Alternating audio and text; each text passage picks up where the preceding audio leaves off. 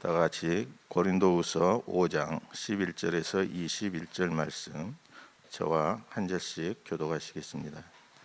고린도후서 5장 11절 21절 말씀입니다.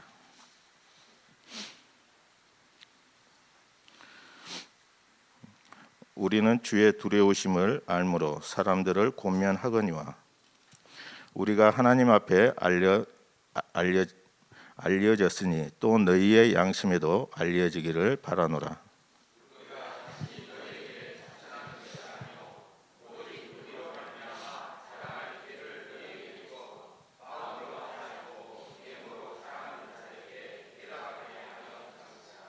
우리가 만일 미쳤어도 하나님을 위한 것이요 정신이 온전하여도 너희를 위한 것이니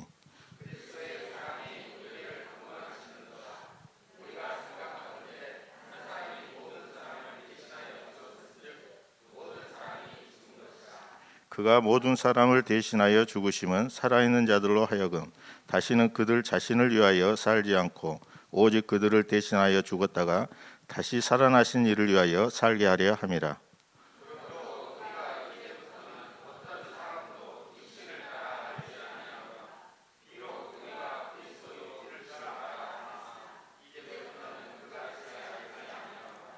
그런즉 누구든지 그리스도 안에 있으면 새로운 피조물이라. 이전 것은 지나갔으니 보라 새 것이 되었도다.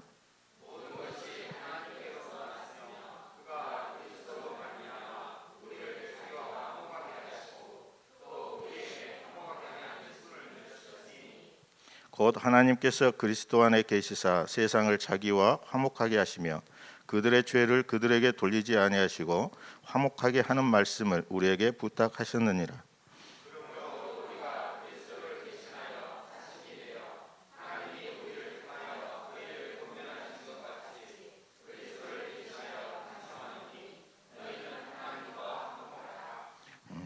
한 목소리로 읽겠습니다. 시작. 하나님이 죄를 알지도 못하신 이를 우리를 대신하여 죄로 삼으신 것은 우리로 하여금 그 안에서 하나님의 의가 되게 하려 하심이라. 아멘. 담임 목사님께서 우리가 만일 미쳤어도 하나님을 위한 것이라는 주제로 말씀 선포하실 때 큰 은혜 누리시기 바랍니다.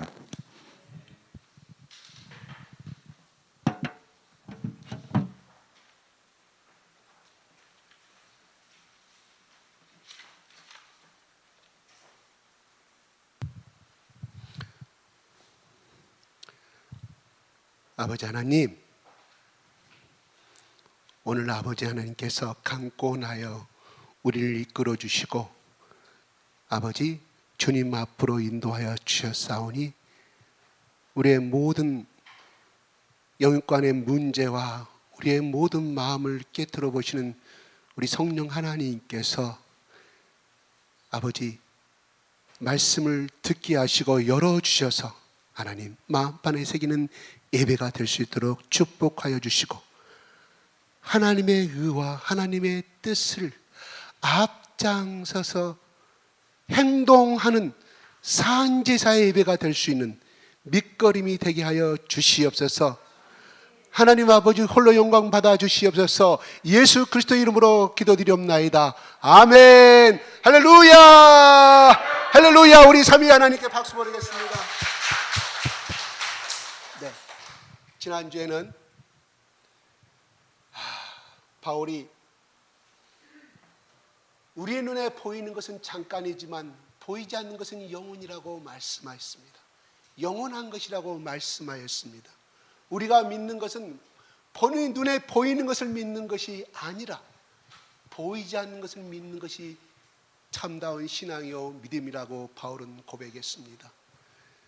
그러나 우리가 반드시 알아야 할 것은 5장 10절에 이는 우리가 다 반드시 그리스도의 심판대 앞에 나타나게 되어 각각 선악간에 그 몸으로 행한 것을 따라 받으려 함이라고 말합니다. 그런즉 우리는 몸으로 있든지 떠나든지 주를 기쁘시게 하는 자가 되기를 힘쓰라고 말했습니다. 왜 그랬을까요? 그리스도 앞에 우리 누구나 다 우리는 하나님의 심판대, 예수 그리스도의 심판대 앞에 서게 될 것입니다. 그것은 구원을 받은 자와 구원을 안 받은 자의 심판도 맞습니다.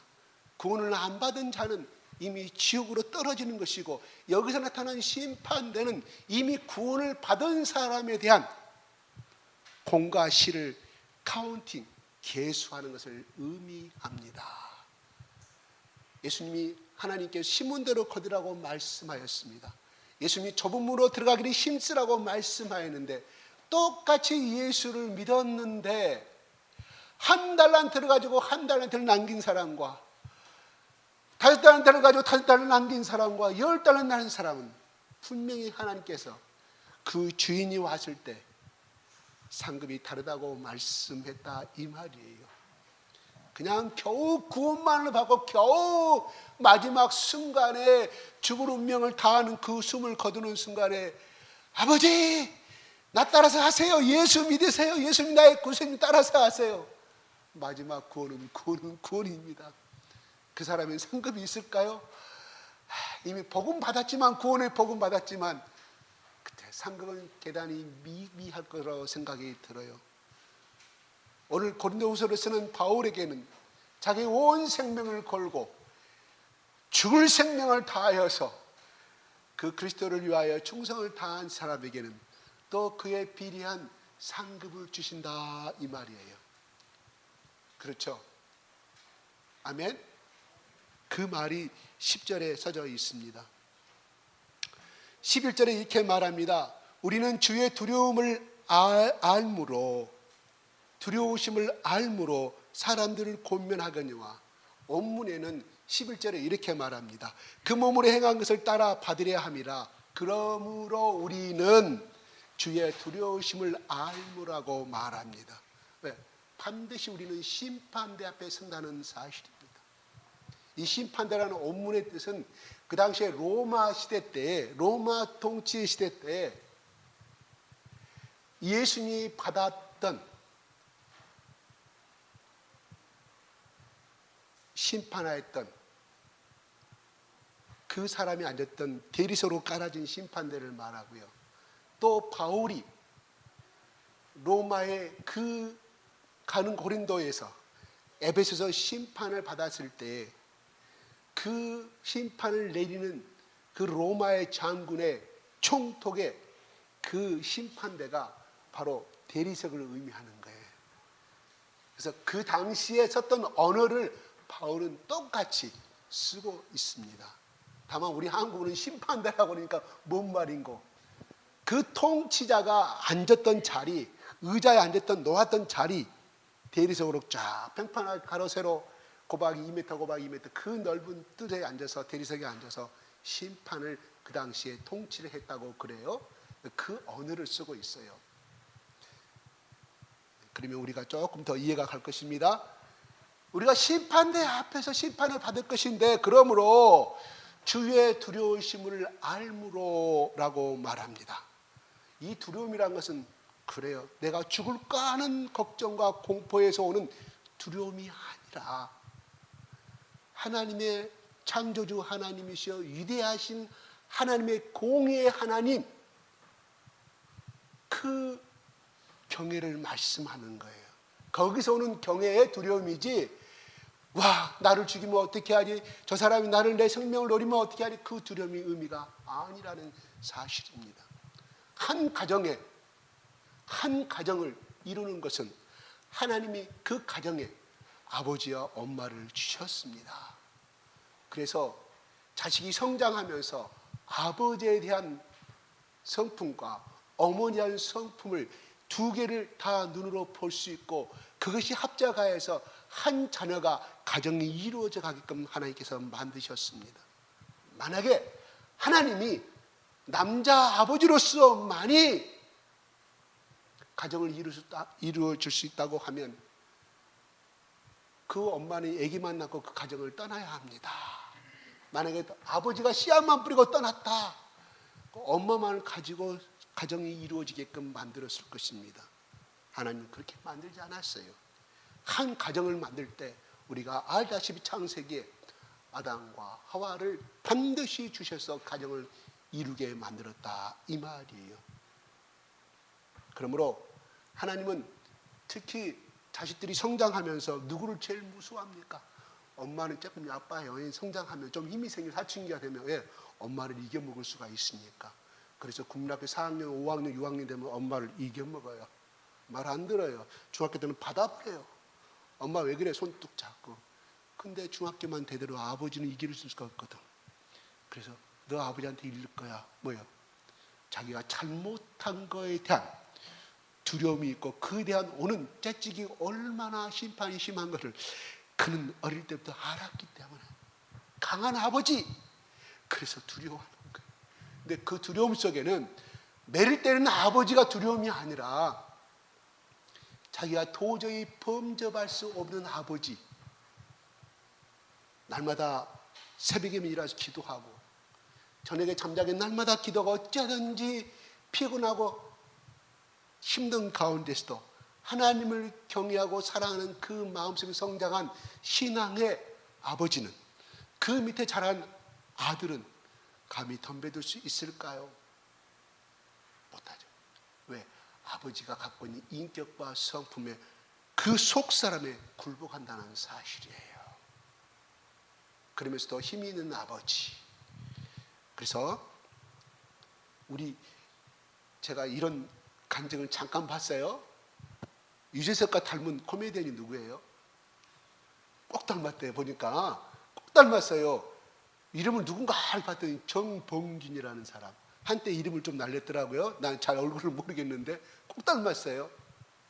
유재석이가 많이 키웠다. 자기를 많이 이렇게 무대에 설 수 있도록 자리를 많이 해줬다고 그렇게 고마운 말을 하더라고요. 근데 그 사람의 아버지가 뭔가 그 코미디언이 뭔가가 좀 깨끗하게 보였어요.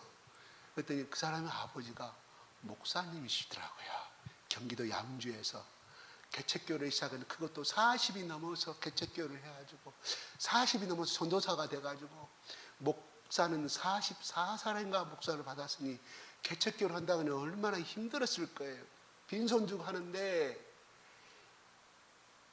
이 사람이 목사가 되기 싫어서 아니라 원래 신학교를 졸업한 사람인데 4학년 때 4학년 2학기 때 가만히 생각해 자기는 도저히 목사가 될 수 없다고 생각해서 중퇴를 해버려요. 휴학기를 자퇴를 해버려요.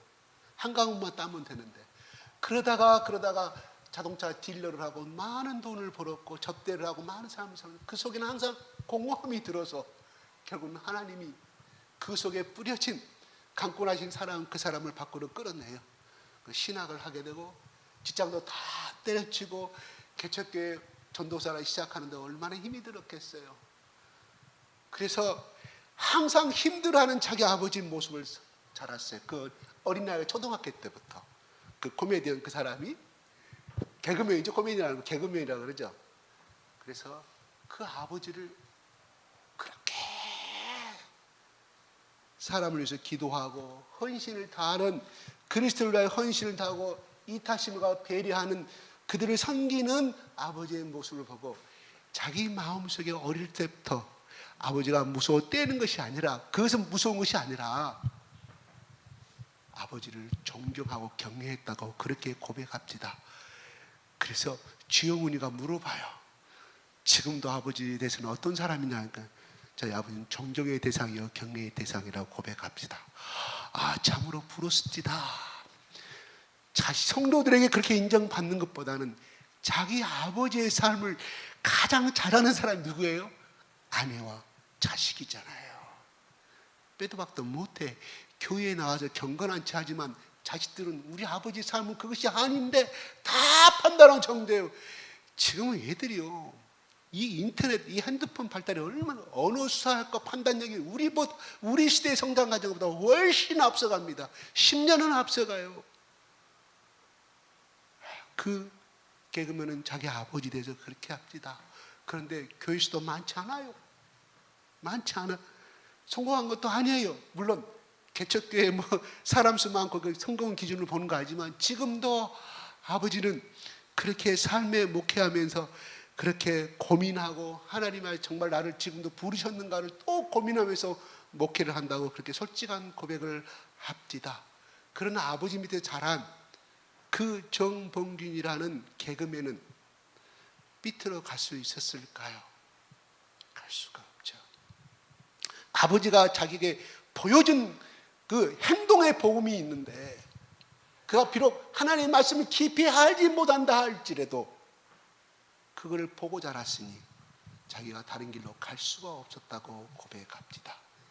그래서 거기가 양주에 가면 저 65사단이 있어요. 지금은 다른 부대로 바꿔진 걸로 알고 있는데, 향토사단이 있는데, 범균이가 이름이 날리니까 아버지가 범균이를 불러요. 정복준 개그맨 간증 집회 그러면 거기에 있는 군인들이 우르르 몰려와서 예배를 드리는데, 하나님이 그렇게 말합니다. 그분이 우리 아들이 못난 줄 알았더니 우리 아들이 통해서 하나님께 영광을 받으시더라. 뭐 때문에 개그맨 하는지 몰랐는데 그것을 보고, 개그맨이 온다는 그 사건을 보고, 개그맨이 자기가 좋아하는 개그맨이 말 한참 잘 나갈 때 이야기예요. 그 사람이 10년 전 아마 인물이었던 것 같아요. 그래서 많은 사람들이 예배에 참석하여서 예수를 영접하였다는 그런 고백을 합니다. 그게 나를 사랑하는 자에게는 천대까지 은혜를 주고 복을 주라는 그 말씀이 이루어지는 순간을 저는 보았습니다. 그래요. 하나님은 바로 이 아들이 자기 아버지를 존경하고 경외하는 마음으로 존경하는 것처럼, 바울은 자기가 하나님의 경외함을 알기 때문에 내가 사람들을 권면하거니와, 고린도 너희들을 권면하거니와, 무슨 권면?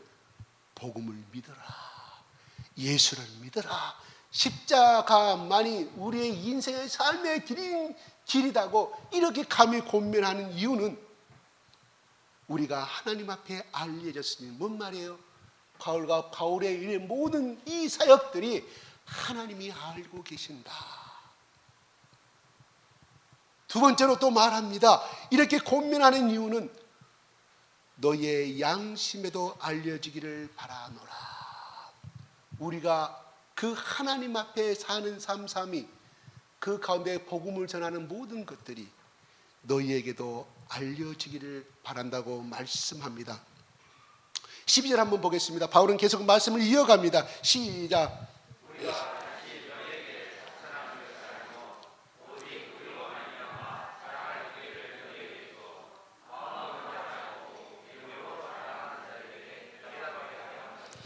우리가 다시 너에게 자천한 것, 우리가 스스로 너희들 앞에 우리를 드러내고 자랑하는 것이 아니다 이 말이에요. 왜 이 말이 나왔냐?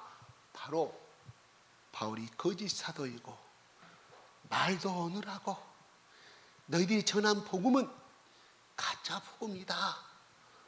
또 영주지달에 말한 것은 우리는 영과 육체가 중요하니, 육체는 아무 필요가 없어, 썩어져 없을 것이 영과 육체. 그러므로 우리는 썩어지면 영과 육체가 분리되므로 살아있는 생활 동안에 마음껏 즐기고 즐겨라. 그건 죄가 아니다. 그게 고린도 교인들에게 들어온 영지주의였습니다. 누구에 의해서? 거짓 사도들에 의해서. 바울이 선생이 아니고 사도가 아니다라고 하는 사람들을 향해서 말합니다. 그리고 오직 말미암아 자라한 길을 너에게 주어, 오직 우리로 말미암아 자라한 길을 너에게 주어. 뭔 말이에요? 우리가 사도 바울, 내가 너희들 앞에 때 보였던, 속사람으로 보였던, 행동하였던, 또 내가 너희들 앞에서 얼마나 하나님 앞에 정직하게 살면서 너희들에게 복음을 전하였는가, 모범을 보였는가를 너희들에게 알려줌으로 말미암아 바로 가짜 추천서를 가지고, 나는 예루살렘에 누구의 추천서를 가지고 여기에 왔다, 나는 누구의 제자다고 하는 그런 육신의 스펙을 자랑하고 행동은 개떡같이 하는 그들을 향하여서 너희들이 자랑할 수 있는 거리를 주겠다고 말하는 거예요. 무슨 말이냐? 바로 내가 너희들 앞에 하나님의 종이요 그리스도의 종으로 어떻게 살았는가를, 그러면 그분 앞에 바울에게 이러한 교육을 받았고 이런 복음을 받음으로 말미암아 나는 이런 훌륭한 스승을 가졌으므로 그 가짜 스승, 다시로 마음으로 하지 아니하고 임으로 자랑하는 자들에게 대답하게 하려 하는 것이라고 말합니다. 무슨 말이에요? 나는 당신들보다 더 훌륭한 스승을 가졌어. 나는 참 그리스도의 종 밑에서 이러이러한 교육을 받았고 이 복음의 참 진림을 나는 고백하노라. 스펙을 자랑하고 예모를 자랑하고 자기 의를 드러내는 사람들 앞에서 당당하게 나 바울을 스승으로 모인 너희들이 당당히 그들 앞에 서기를 기회를 주므로 기회를 준다는 그런 말씀을 하고 있습니다. 그러면서 바울은 말합니다. 그 당시에는 수사학이 유명한 거 아니겠습니까? 그렇죠. 아리스토텔레스도 그랬고 모든 철학자들이 그 안테네의 넓은 광장에서 토론하기를 즐겨했어요. 그래서 아무리 지식을 가지고 있어도 서론, 본론, 결론을 잊어가지고 말을 똑똑히 하지 못하면 그 당시 인정을 못 받았어요. 머리는 많이 들었다 할지라도. 그런데 그 앞에서 당당하게 웅변을 주장하고 웅변스럽게 자기의 진리를 주장하는 사람들한테는 박수를 받았고 청중에 모이는 숫자에 따라서 폐해가 달라졌어요. 전문적으로 수학으로 먹고 사는 사람들이 그랬다 이 말이에요. 이런 간섭이 고린도에도 있었어요. 그러니 바울은 말도 어눌하고 스스로 자기도 그랬잖아요. 나는 말이 어눌한 자고 이 모든 청중을 휘어잡을 수 있는 능력이 없는 사람이라고 말했잖아요. 그러므로 내가 약함으로 너에게 자랑하노라고 말합니다. 왜요? 내가 약하고 비천하고 내 어리석음을 내가 알았을 때 그리스도의 능력이 내게 임하여서 나를 통하지, 비록 내 입에서 나오는 어눌한 말이라 할지라도 그게 하나의 그 복음의 그 놀라운 창조적인 능력의 말씀이 듣는 사람들로 하여금 변화가 되고 어떤 악당도 우상을 숭배하고 무당을 섬기는 그런 사람도 복음 앞에서 거꾸로지는 역사를 바울은 체험했다 이 말이에요. 내가 가말리엘 문화에서 그렇게 모세오경을 하나도 토시 하나도 틀리지 않고 다 외우고 그 모든 번역된 모든 주해석들을 다 머리에 깨고 있었지만 자기는 병든 자 한 사람, 귀신 들린 한 사람 고치지 못하였는데 예수 그리스도가 내 마음속에 임함으로 말미암아 아니 내가 그렇게 교만하고 잘났을 때는 생명의 역사가 나타나고 죽음의 역사가 나타나고 저 죽어가는 로마의 식민자에서 세금을 뺏기고 가난한 그 유대 민족들에게 자기가 리더라고 지도자라고 고백하였지만 한 생명도 저주에서 건져내지 못하였는데 자기가 예수 그리스도 앞에 얼마나 큰 죄인이고 약하고 얼마나 지식이 없는 자인지 얼마나 부끄러운 자인지 얼마나 어눌한 자인지 자기를 발견하였을 때에 그때 예수 그리스도의 능력이 자기를 통하여 나타남을 그는 체험하였기에 바울은 바로 그 애모와 스펙을 자랑하는 그들에게 부끄럽게 만들기 위해서 부끄러움이 아니죠. 그들 앞에 유혹에 그들의 사설에 그들의 웅변에 넘어가지 않기 위해서 바로 너희들 앞에 바로 우리를 자랑할 기회를 내게 준다고 말합니다. 그러면서 말합니다. 그들이 나를 어떤 비방을 하죠 좋다. 그래 바울은 미쳤다고 많은 사람들이 손가락질하였습니다. 정상이 아닌 사람이라고 말했습니다. 그러나 바울은 이렇게 말합니다. 너희들이 나를 어떻게 놀려도 욕하도 좋은데 이렇게 말합니다. 13절 시작.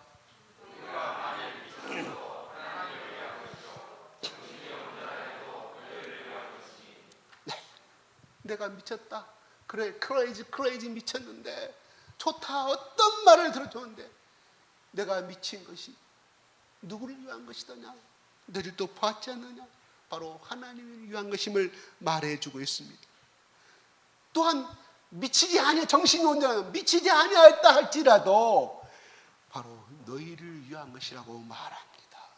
뭔 말이에요? 미쳐도 안 미쳐도 하나님을 위한 것이요 미쳐도 안 미쳐도 바로 고린도 교인들을 위함을 나는 그렇게 인생을 살았다.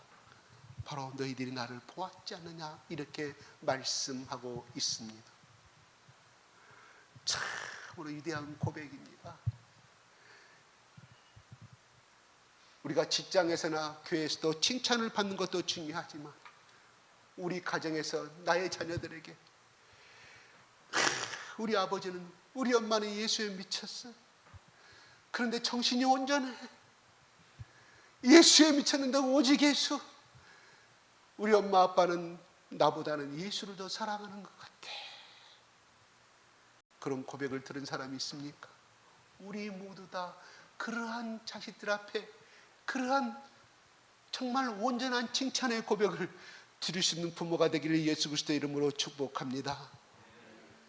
바울은 자기 인생의 사명을 알았다 이 말이에요. 하나님을 위해서 사는 것이고 곧 이것이 바로 예수를 믿지 아니한 잃어버린 영혼들을 향한 복음을 전하는 것이 바로 하나님을 위한 것임을 바울은 똑똑히 알았다 이 말입니다. 제가 어쩔 때 이렇게 농담을 아침에 나갑니다. 오늘도 나는 나의 아내의 품위 활동비를 위해서 오늘도 일터에 나가야 된다고 이렇게 가끔 이야기합니다. 아니요, 가끔이 아니라 자주 이야기해요. 왜요? 오직 나 같은 것이 남편이라고 오직 지금까지 살아왔으니, 안 도망가고 살아왔으니, 지금도 남편이라고 나를 갖다 이렇게 하늘처럼 모시고 사니 너무 고마워서 젊은 날에 내가 내 아내에게 이렇게 하지 못함을 미안함을 인하여 나는 이렇게 나이가 들어도 내 친구 동창들은 집에서 애흠하고 연금 타고 있는데 나는 오늘도 내 아내의 품위 활동비를 위해서 나갔다고. 아니, 진심이에요. 그런데요, 그것도 기쁘지만 이 오늘 이렇게 바꿔봤어요. 나는 오늘도 하나님의 영광을 위하여 복음의 전선으로 일하러 나간다고 고백하니까 내 기쁨이 하나님이 엔도핀을 확 바꿔주시는데, 내 하늘을 위하여 일하러 나간다는 그 말보다는 이게 엔도핀이 확 솟아오릅니다. 아멘? 그렇게 해보십시오. 그래요. 내 흉내를 따라서 아내를 위해서 나간다고 좋아해요. 좋아해요. 예. 아내들은 남편의 그 고백을 듣고 싶어 하니까요. 근데 왜 그 고백을 못 할까요? 왜? 우리 엄마 아버지가 사랑하고 사랑한다는 말을 못 듣고 자랐기 때문에 그 말을 못해. 사랑하면데 아내에게 그 고백을 못해. 습관이 안 돼 있기 때문에. 머리에 눈에 든 것이 있어야지. 머리에 귀에 들은 것이 없잖아요. 무식해서가 아니라 생활 환경이 그렇다 이 말이에요. 그분 우리 엄마 아버지는 왜 그렇게 고백하지 못하고 살았을까요? 아, 우리 엄마 아버지 참 이상한 사람. 아니에요. 그분의 또 엄마 아버지, 친정 엄마 아버지, 할아버지, 증조 할아버지 그렇게 살아왔잖아요. 유교적인 정신 가운데서. 그러니까 우리 부모를 타다면 된다 안 된다? 안 된다. 알았으면 지금이라도 우리가 예수의 사랑이 있으니까 내 아내에게 그렇게 고백하면서 살아야 할 거 아니겠습니까? 내 아내들은 그걸 안 보고 살아서 잘해요. 드라마에서도 봤고 또 예수님이 사랑 고백을 잘해. 근데 남자들은 안 해. 잘 안 해요. 서툴러. 특히 서툴러시면 요 두 분, 저 최영보 집사까지 세 분, 그런 말 못하고 살아 한 번도 아마 안 했을 거예요. 그런데요, 내일 일터 나가야 되잖아요. 저처럼 말을 한번 바꿔보세요. 나는 오늘도 내 사랑하는 아내를 위해서 품위 활동비, 그래 사랑자 걸어가면 사랑자 빼버리세요. 나 오늘도 나의 아내를 위해서 일하러 나가야 한다고 기쁨이 임해요. 틀려요. 그런데 이거를 이렇게 하다가 조금 더 어색하면 일주일, 2주일 지나면요, 저도 한참 가다가 이 언어가 바꿔졌어요. 나는 오늘도 하나님의 영광을 위하여 복음의 전선을 향하여 간다고. 내 속에 엔도르핀이 다이도핀이 확 솟아요. 기쁨이 확 솟아요. 그래 힘이 확 솟고 나간다 이 말이에요. 아멘. 한번 해보세요. 해보신 복이 임할지어다. 그러면 아내가요, 그날 저녁에요 5시부터 전화가 와요. 여보 몇 시에 와? 지금 오고 있어? 아니 이제 퇴근하려고 준비 중인데. 몇 시에 와? 7시나 도착하게. 여보 빨리 와. 애호박찌개에서 끓여가지고 기다리고 있어. 아니 해보시라니까요. 우리 재훈 집사님 그거 하시나? 우리 세훈 집사 그거 하시나? 아마 할 것 같은데 나는 안 들어봐서 모르겠어. 나중에 살짝 우리 아내 집사님들한테 살짝 한번 물어봐야 할 것 같아요. 네, 말이 한참으로 이렇게 삼천포로 빠졌습니다. 그런데 그래요. 바울의 삶은 나는 사나 죽으나 주를 위해서 사는 것이다고 자기 인생의 목적이 확고하게 전해졌다 이 말이에요. 그러면서 14절에 이렇게 말합니다. 시작.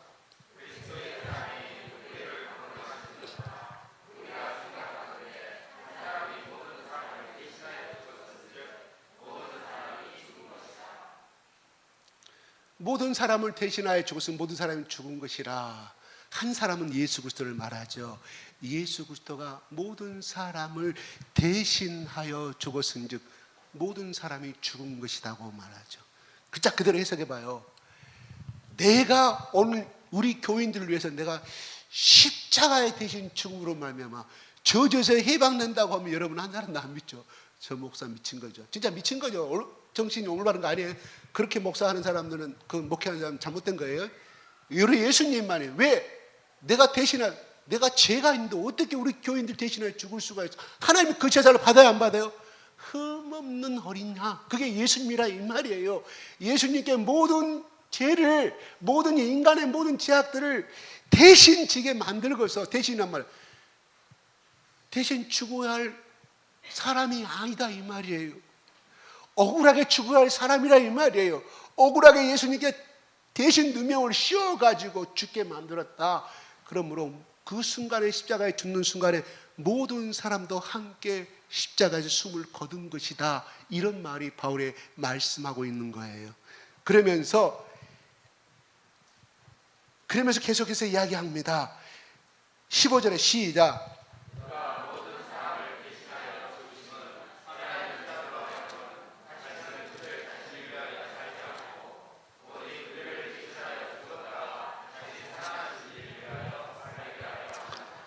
왜 하나님은 예수 그리스도가 모든 사람을 대신하여 죽게 만들었을까요? 왜요? 글자 그대로 해석합시다. 다시는 그들 자신을 위하여 살지 않고 오직 그들을 대신하여 죽었다 다시 살아나신 예수 그리스도를 위하여 살게 하려 하려고 하나님이 예수 그리스도를 희생의 제물로, 억울한 희생의 제물로 죽게 만들었다. 그것도 자기 아들을.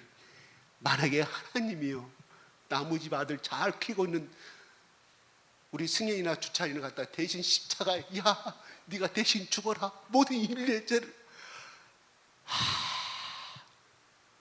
그러면 그분의 부모들이 하나님을 믿을까요? 글쎄 흔들릴 것 같아 신앙이. 뭐 예수로 알았으니까 흔들리지 않겠지만 하나님 너무하십니다. 왜 하고 많은 세상의 자식들 가운데 왜 우리 아들입니까? 왜 우리 자식입니까? 하나님이 해도 너무하십니다 하고 말씀할 수 있겠죠. 저도 그렇게 말할 것 같아요. 하나님이 그렇게 할 수도 있어요. 근데 하나님은 자기 자식을, 그래서 우리 엄마들이 자식을 젖먹이면서 내 눈에 넣어도 아깝지 않은 나의 아들아, 네가 어떤 일이 있어도 네가 죽을 환경이 있으면 내가 너를 위하여 대신 죽을 수 있는 나는 각오가 된 너의 엄마라고, 이렇게 마음으로 여러분 자식들 키운 거 아니겠습니까? 여기 엄마들 그렇지 않아요? 그런 마음으로 안 키운 사람 한 사람도 없을 거예요. 그 마음을 누가 주시면 하나님의 속성이기 때문에, 하나님이 갖고 있는 DNA 유전자를 받았기 때문에 그렇게 하시는 거예요. 이야, 시집갈 때 네 자식을 대신하여 죽을 정도로 사랑하면서 키우라고 친정엄마한테 그렇게 유언 받은 적이 있어요? 안 받았지요. 연습도 안 하고 시집 왔잖아요. 연습도 안 하고 수업도 안 받고, 아내의 수업도, 아버지의 수업도, 남편의 수업도 안 받고, 엄마의 수업도 안 받고 시집 가고 장가 갔잖아요. 근데 아들을 위해서 그렇게 하잖아요.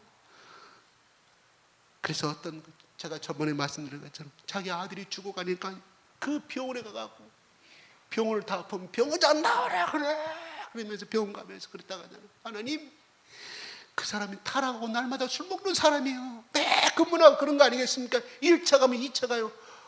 다 그런 문화, 우리 한국의 문화 참 개선이 돼야 한다고 생각하는데, 그 아들을 껴안고 그렇게 살던 사람이, 교회도 안 나가던 사람이 끌어안고 하나님, 내 아들을 살려주면 내가 주의 종이 되겠습니다. 근데 40살이 되니까, 43살이 되니까 하나님이 문득 정말 다그마니가 그 고백을 하고 자기는 그 고백도 생각나 안 나는데 어느 날 43살이 되고 자기가 마비 가고 죽을 지게 되니까 하나님이 성령께서 말씀하시는 거야. 네가 나에게 네 아들 살려주면 네가 내 종이 된다고 말하지 않냐느냐. 깜짝.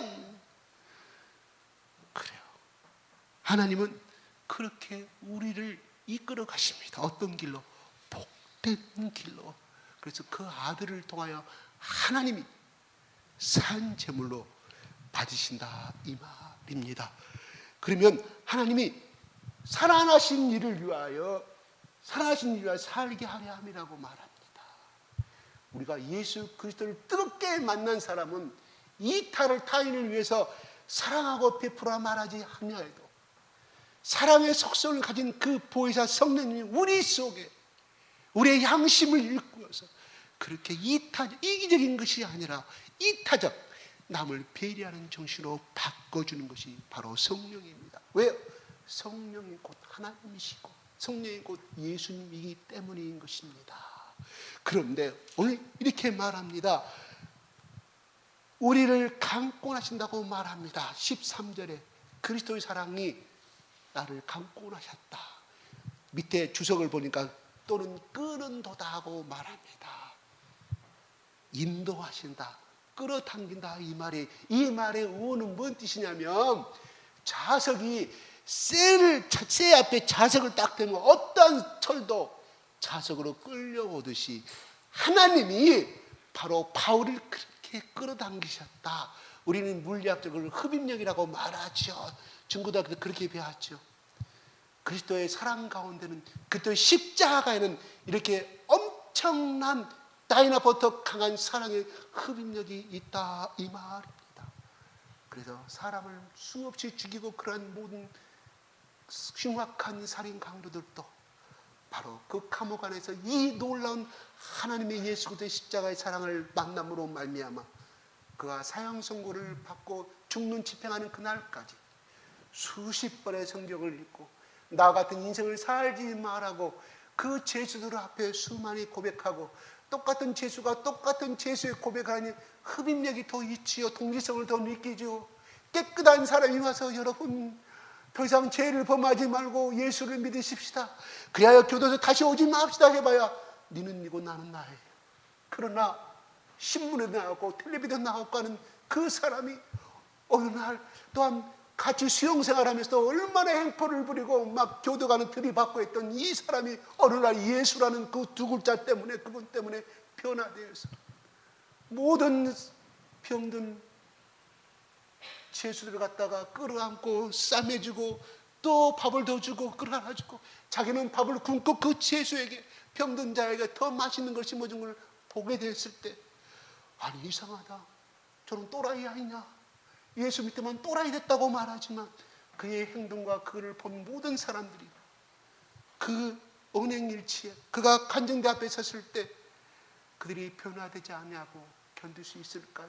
그 사람 입에서 숨긴 하나하나의 그 언어들은 그 입에는 세상 사람이 가르치는 더러운 죄악의 입술이었지만 그 속에서 나오는 그 하나하나의 말씀들은 바로 천지를 창조하신 말씀이었다 이 말이에요. 지구가 있으라, 별이 있으라.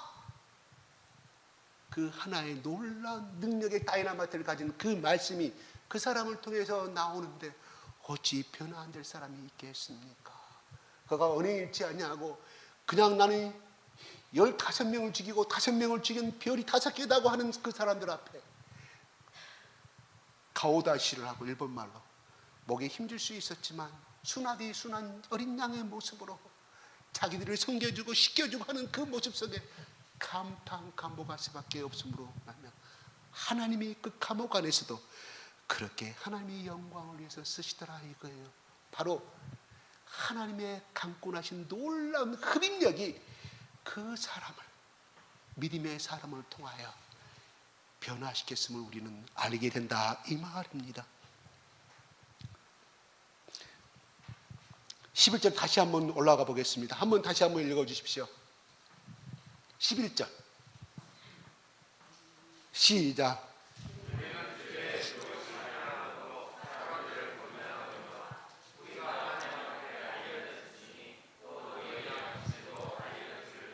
말씀을 한마디 더 제가 해석하겠습니다. 우리가 두려움을 알므로 하나님, 제가 하나 질문하겠습니다. 나는 지옥 갈까봐 예수 안 믿을 수가 없어. 나는 지옥 갈까봐 교회 안 나갈 수가 없어. 이게 신앙이 정상적인가요? 비정상적인가요? 헷갈리죠. 손 들어라면 50도 50은 나눠질 것 같아요. 정상이옵시다. 나는 예수님 내 십자가에서 죽었기 때문에, 난 그 사람 때문에 견딜 수 없어서 교회 나가는 신앙도 신앙이고, 또 내가 예수와 떨어지면 나는 지옥 갈까봐 두려워서 믿는 신앙도 신앙입니다. 두 가지 다 맞습니다. 다 정상입니다. 하나님 앞에서. 바로 그래서 요한계시록에는 하나님이 이 예수 그리스도 이 땅에 오실 때 어떻게 심판하실 것인가를 자세하게 요한을 통해서 보여주신 이유가 그 실질적인 일어날 사실임을 요한에게 가르쳐주고 있고, 그것을 있는 이로 하여금 심판은 반드시 있다는 것을 알려주기 위해서. 그러므로 그러한 두려움이 없으면 신앙에서 멀어지니까. 하나님이 또 그랬잖아요. 가나안 땅을 앞에 두고 너희가 이렇게 하면 너희가 가정이 잘 되고 키우는 짐승수도 번창이 되고 너희 가정이 번영할 것이지만, 그러나 이 십계명을 어김을 받았을 때는 저주를 받으리라고 말합니다. 십계명은 구원과는 관계는 없습니다. 이미 우리는 예수 그리스도를 믿었기 때문에 이미 구원을 받았는데, 그러면 이 땅에 우리가 잘 되고 번영하는 것을 우리는 많은 것을 꿈입니다. 그래요. 하나님 그렇게 약속하셨습니다. 그런다고 하면 하나님의 말씀을 행동으로 옮기는 사람만이 바로, 적어도 하나님이 십계명을 주고 말씀하셨잖아요. 저기 20장과 신명기의 5장에 그렇게 말씀하고 있잖아요. 복받기를 원하느냐? 그러면 내가 명령한 계명을 지켜라. 이렇게. 언약을 안 지키면, 계약 문서를 썼는데 그 계약 문서를 안 지키면 어떻게 합니까? 그래요. 반대측 갑의 입장은 법원에 신고하잖아요. 민사소송하고 형사소송하잖아요. 소래를 물어야 됩니다. 계약서대로 안 썼기 때문에 그는 감옥에 가야 됩니다. 바로 이 모든 것들이 어떻게 나왔습니까?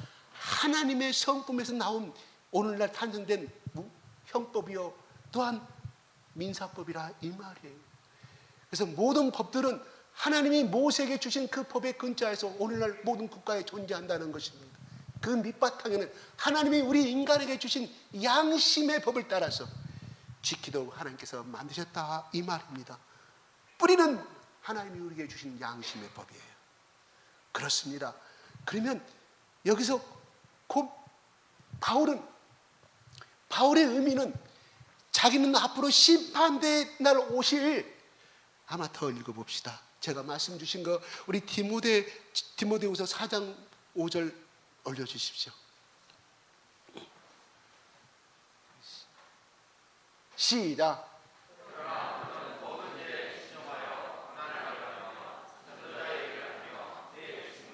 잠깐만요. 여기서 너는 누구냐면 디모데를 말합니다. 영적인 아들. 그 다음에 6절 시작. 7절 올려주세요.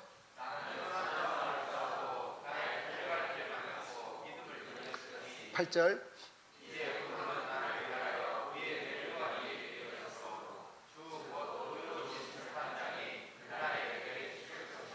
예,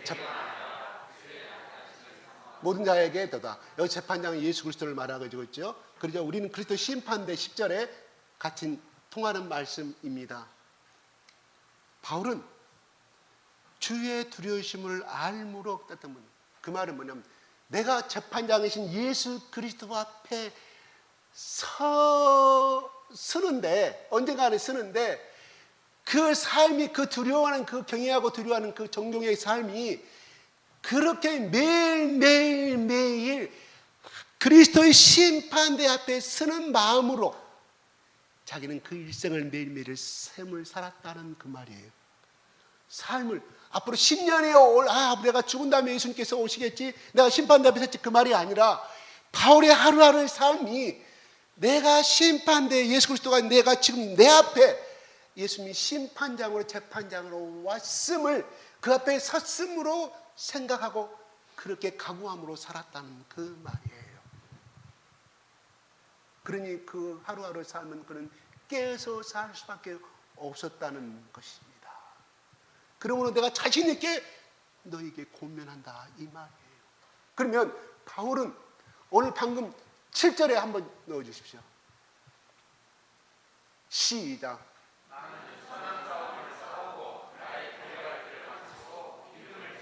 6절.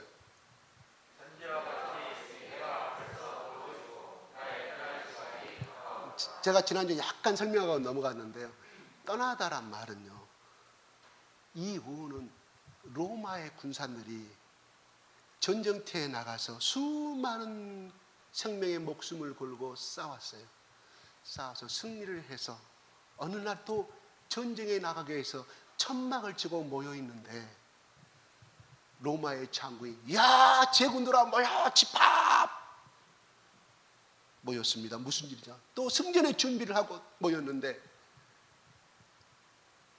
여러분 전쟁은 끝났습니다. 더 이상 전쟁할 필요가 없습니다. 그러나 여러분은 다 여러분의 고향으로 돌아가십시오. 그 말을 듣고 천막을 뜯어요. 그게 떠난다는 의미예요. 야영 텐트를 뜬다 이 말이에요. 그럴 때 장군이 로마의 장군이 앞에 서서 우리는 더 이상 싸울 필요가 없다. 우리 승리는 다 끝났다. 우리의 모든 해야 할 임무는 끝나버렸다. 그러 여러분의 고향으로 돌아가십시오 했을 때 그 말을 듣는 수만 명의 로마의 군사들이 어떻게 했을까요? 이야! 두구를 던지고 칼을 던지고 이야! 우리는 고향으로 드디어 가는군. 내 사랑하는 나의 아내가 기다리고 내 사랑하는 자식이 기다리고 내 사랑하는 나의 어머니가 기다리는 고향으로 가는구나. 그 기쁨과 환성은 이루 말할 수가 없겠죠. 수만 명의 함성 여러분 생각해 보십시오. 그 군인들의 정신 온전히 무장한 그 군인들의 함성을 바로 그때가 바로 떠난다는 그 말이에요. 그 의미가 천막을 거둔다.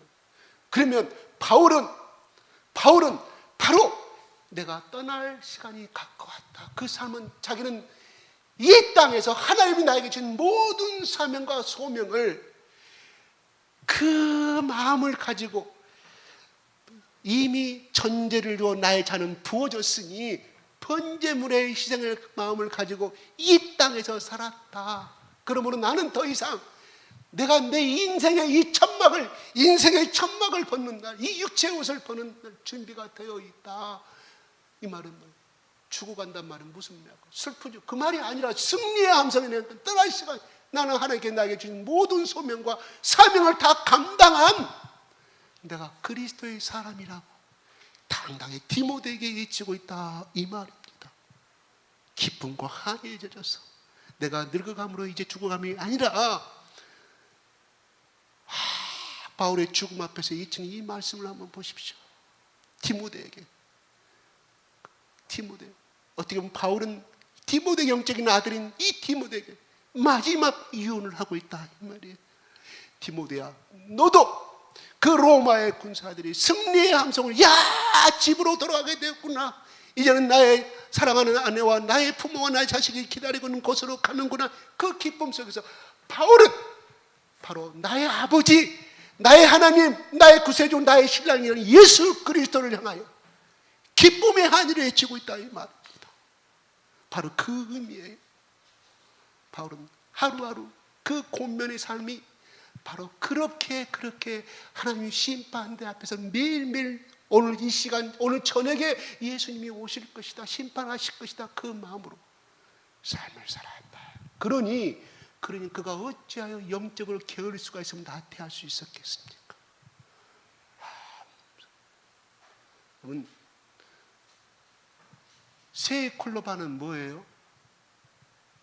세이클로바 꽃말이 네이클로바 꽃말은 뭐예요? 네? 행운이고 네이클로바는요? 네? 행복이죠. 역시 머리가 좋은 사람들 예수 믿는 사람 이렇게 다 머리가 좋아.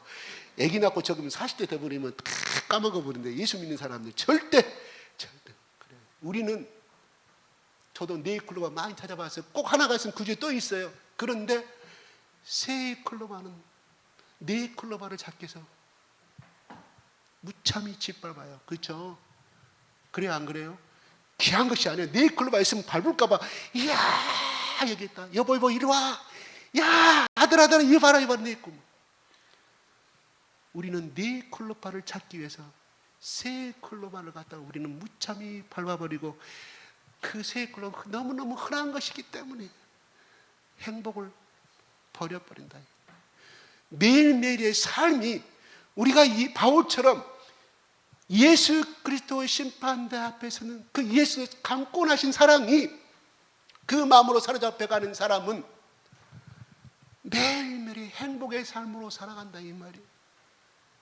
그러다 보면 결국은 행운이 오게 되는데, 이것은 무엇을 의미하면 매일매일의 삶에 주어지는 한계에 최선을 다하는 삶, 바울은 그것이었다 이 말입니다. 아이고, 바울은 우리처럼 매일 출근도 안 하고 그거 했기 때문에 나도 그것만 아니면 나도 할 수 있어요. 그래요. 그 말도 맞아요. 그런데 하나님이 우리의 삶에 주어지는 한계에서 최선을 다하기를 원하십니다. 아멘. 우리 주어진 환경이 어디예요? 직장에 안 나가신 분은 내가 지금 거하는 곳이 내 방이라 이 말이에요. 아이고, 복음을 증거하라 그러는데요. 뭐요? 복음을 못 전하면 예수 그리스도의 말씀으로 채워야 할 거 아닙니까? 그거 최선이죠.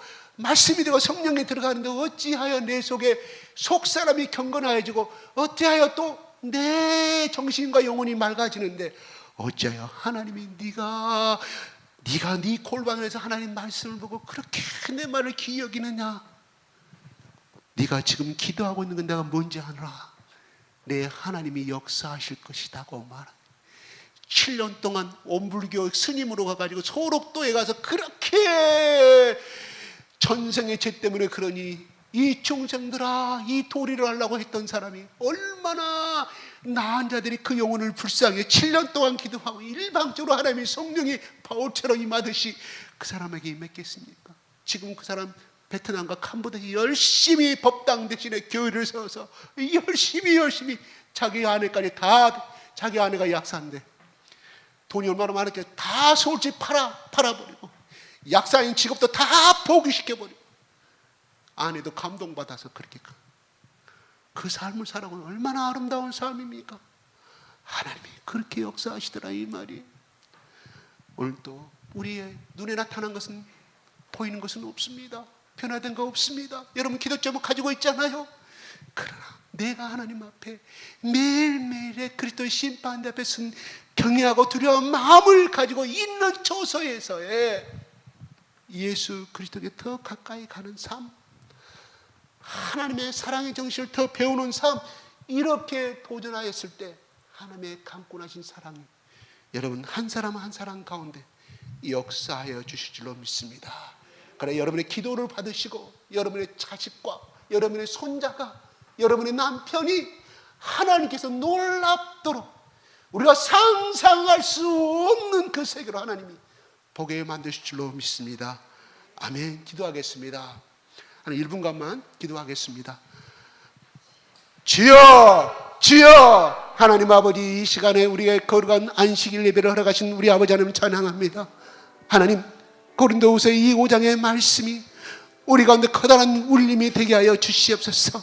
설령 아버지 하나님 이 시간에 들었을 때 졸리고 힘들고 깨달음이 없다 할지라도 하나님이 기도할 때 나타나게 하시고 성령님 부어주시사 우리의 이 영적인 눈과 이 영적인 귀와 영적인 마음을 열어 제껴 주시옵소서. 하나님, 바울은 매일매일 그들 앞에서 하나님의 심판대, 그 예수 그리스도의 심판대 앞에 서는 그 날인 것처럼 매일매일의 경외함과 두려움으로 하나님 앞에 그 하나님이 주신 사역을 감당하였다고 고백합니다.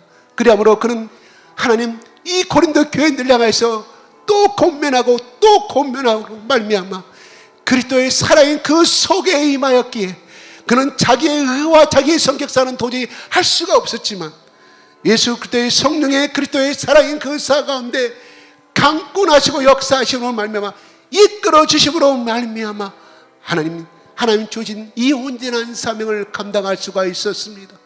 나는 모든 것을 마치고 이 땅을 떠날 준비가 됐다는 바울의 디모데 앞에 이 고백처럼 하나님, 로마의 군사들이 이제 모든 전쟁의 승리로 끝나고 하나님 다시금 싸울 필요가 없는 자기 고향으로 흘러가는 그 삶이, 바로 바울은 자기 영혼의 고향은 바로 하나님 나라에 있음을 알아했습니다. 우리의 돌아갈 분향은 어디입니까? 하나님 나라입니다. 이 땅에 잘 되고 아버지 잘 먹고 잘 사는 것도 중요하지만 언젠가는 이 육신의 장막을 벗어버리는 순간에는 아무 쓸모가 없는 하나님, 그것임을 우리는 알게 하여 주시고 하나님 나라를 소망하며 하나님 나의 달려갈 길을 마치고 이 땅을 떠날 준비가 된 바울의 신앙을 본받아서 하나님, 우리도 그렇게 달려가게 하여 주시옵소서. 십자가를 향하여 달려가는 마음이 되게 하시고 하나님 또한 자식들을 통하여서 우리 엄마 아버지는 존경의 대상이요 경외함의 대상이요 하나님, 그 삶을 따라가는 나의 부모의 삶으로 따라가겠다는 그 고백을 얻는 하나님, 우리들이 다 되게 하여 축복하여 주시옵소서. 하나님 아버지 감사합니다. 이 시간도 성령께서 우리 속에 역사해서 강권하신 성령의 역사하심으로 말미암아 하나님 예수 그리스도의 그 길을 따르게 도와주시옵소서. 축복하여 주시옵소서. 감사와 찬양을 돌려드리며 우리 예수 그리스도 이름으로 기도드리옵나이다. 아멘.